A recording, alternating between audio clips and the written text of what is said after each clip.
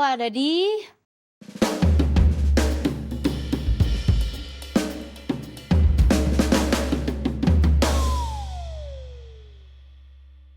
Halo, aku Yit Gitaf. Sekarang aku ada di Kulik untuk membedah lagu aku yang terbaru. Judulnya Berakhir di Aku. Lagu ini dituliskan untuk film, judulnya Home Sweet Loan. Bercerita tentang pejuang hidup sandwich generation yang hidupnya lagi diterpa banyak beban, terutama dari keluarganya sendiri, dan dia merasa kehilangan arah sama apa yang mimpinya sama apa yang mimpi orang lain, karena banyak mimpinya berguguran untuk menyenangkan orang lain.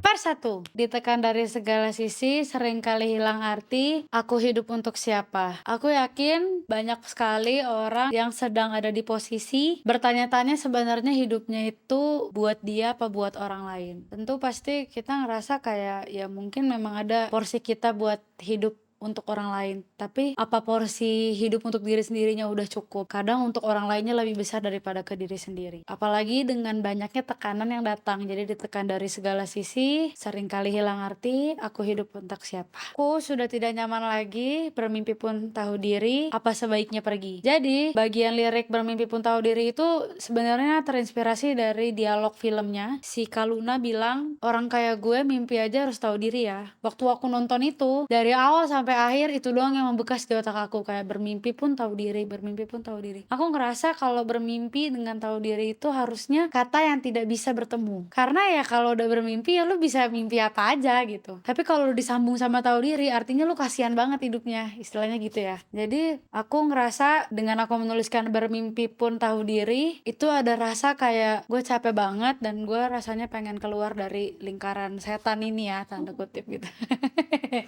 Kayak pengen cabut gitu. Makanya dia bilang apa sebaiknya pergi. Perginya juga ya mungkin pergi dari rumah, atau pergi dari hubungan, atau pergi dari segala hal yang selama ini selalu mengekang dia dan merebut kesempatan dia untuk bermimpi.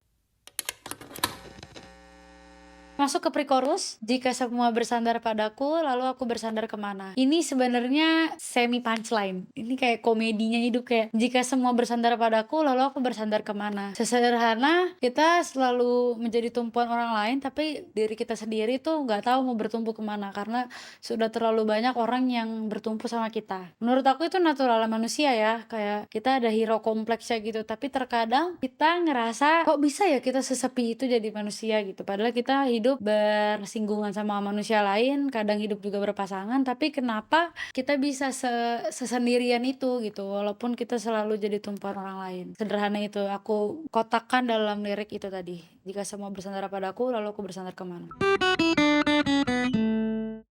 Masuk ke chorus. Mengalah walau bukan aku yang salah, membisu saat semua sibuk beradu. Menurut aku itu pembuka perasaan orang yang sudah lama hidupnya tertekan. Yakin banget pasti sepanjang hidupnya dia banyak ngalah, walaupun dia tidak salah. Walaupun dia bener pula, sebener-benernya dia milih oke gue aja yang kalah, karena dia udah capek sama perdebatan yang melulu ada, dan dia memilih ya udah gue diam. Kayaknya memang diem lah juaranya, diam itu juara, walaupun ya keuntungannya nggak ada gitu, hanya ingin lepas dari seluruh perdebatan yang mungkin itu aja atau sesak banget bagi dia. Lalu lirik selanjutnya, walau tak rela pun ku bantu, berdoa ini semua berakhir di aku. Di situ aku pengen bilang mewakili banyak orang yang sebenarnya kalau ini dalam lingkup keluarga, aku yakin gak semua orang 100% rela bantu, bahkan untuk keluarga sendiri. Kadang ada momen dimana ya udah yang penting kelar gitu, apalagi menanggung dosa ya, mungkin kalau menanggung tanggung jawab ya itu udah kewajiban kita bagi mungkin kakak atau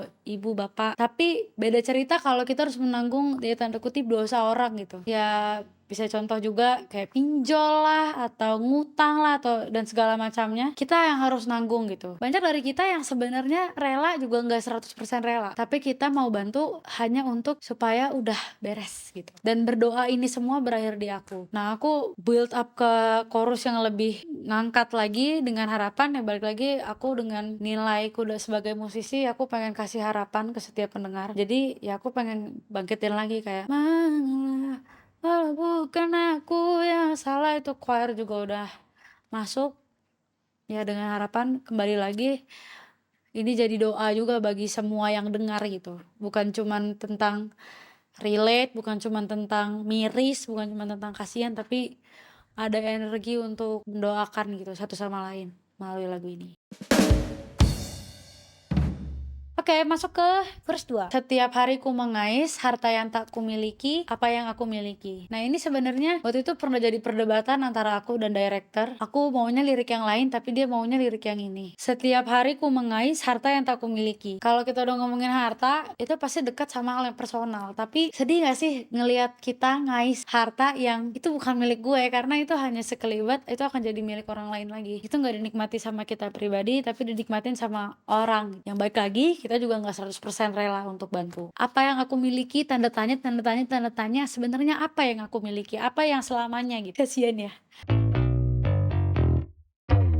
Berakhir di aku, berakhir di aku, berakhir. Sebenarnya Gong of the Gong itu di bridge. Itu sebenarnya bridge-nya tadinya aku mau kasih lirik kayak mau dibikin dramatis apa, tapi aku mikir kayak gue nggak mau lagu ini tuh jadi ajang bagus-bagusan lirik gitu ya, ajang-ajang kayak bikin lirik sekena mungkin atau kayak segong mungkin. Sebenarnya nggak mau ke arah situ, tapi aku pengen di bridge itu jadi tempat yang spesial untuk kayak chanting gitu. Chantingnya dalam arti kayak mantra gitu kayak menyatukan semesta dan segala isinya untuk bener-bener mendoakan kita supaya semua luka-luka kita tuh berakhir di kita saja, berakhir di aku aja. Makanya akhirnya aku memutuskan untuk udah berakhir di aku on repeat aja 4-5 kali.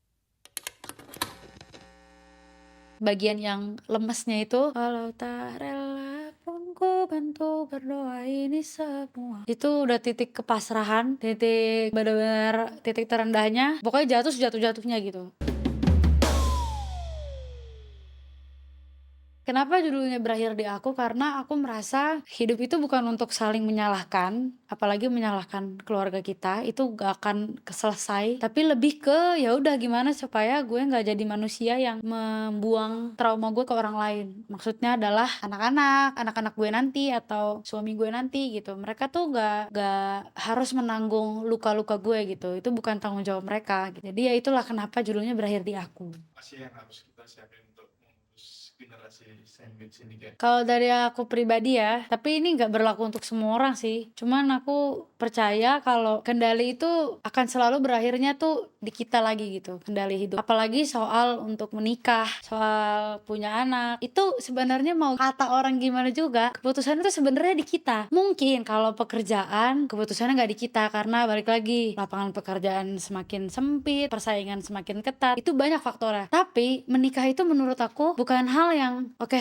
sebelah gue menikah, gue harus menikah, si ini menikah, gue harus menikah. Itu kayaknya bukan kompetisi sih, apalagi punya anak bukan kompetisi. Tuntutan orang tua itu bukan kewajiban, itu kewajiban oke, tapi menurut aku itu nggak harus dilakukan sebelum kita benar-benar siap. Aku ngerasa kayaknya untuk memutus hal-hal seperti itu, jika belum menikah ya persiapan diri, mungkin emang tidak ada yang pernah siap, tapi apakah kita udah selesai sama hal-hal di diri kita gitu, apakah kita udah selesai sama permasalahan keluarga kita. Karena kan kalau di Indonesia itu kan kalau menikah itu kan yang nikah juga keluarganya juga ya. Jadi apakah kita udah selesai sama permasalahan keluarga kita sendiri? Menurut aku itu penting banget, menurut aku pribadi. Dan kalau emang udah menikah, aku ngerasa kayak anak-anak kita tuh nggak bertanggung jawab sama luka-luka kita di masa remaja, bandel-bandelnya kita atau kebaikan-kebaikan kita, itu mereka nggak bertanggung jawab gitu ya. Ya sebaik mungkin, sebisa mungkin untuk tidak bikin mereka tuh jadi produk kita gitu, produk yang harus begini, harus begitu. Jangan kayak aku tapi kesannya mengungkung dia atau gimana pun yang bikin dia tuh nggak bisa jadi dirinya sendiri, punya pilihan hidupnya sendiri, malah justru malah jadi nggak bisa punya pilihan karena harus menanggung kita gitu. Itu kayak bukan tanggung jawab mereka. Harapannya di lagu ini tuh apa?